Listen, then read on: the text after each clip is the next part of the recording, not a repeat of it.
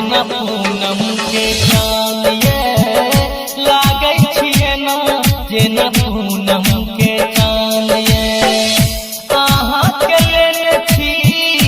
आपन मान ये अहाँ के लेने छी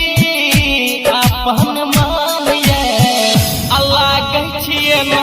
जेना पूनम के चाँद ये लागै छियै ना जेना पूनम के चाँद ये लागै छियै ना जेना पूनम के चाँद ये। एखन अहाँ सब सुनि रहल छी आरजे म्यूजिक कमलापट्टी की प्रस्तुति। राजेश गिरपुर लागै छियै ना जेना पूनम के चाँद ये। आँखि बुझाइए जेना ताल नैनीताल के रख देली यहाँ हमरा मुश्किल में डाल के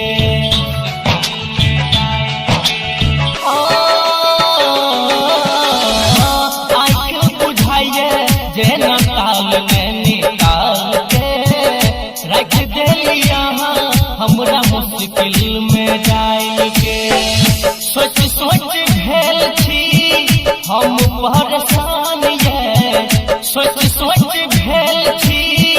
हम परेशान ये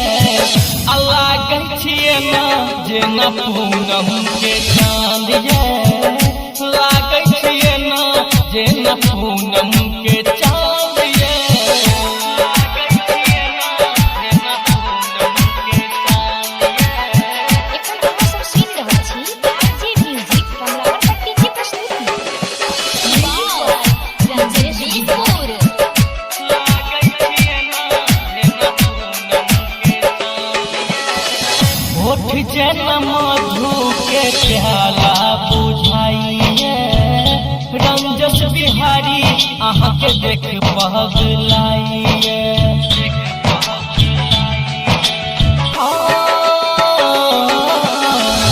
होठ जेना मधु के प्याला बुझाइए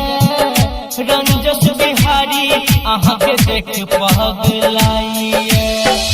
कृष्णा कमल के छी अहाँ पहचान ये कृष्णा कमल के छी अहाँ पहचान ये लागै छियै ना जेना पूनम के चाँद ये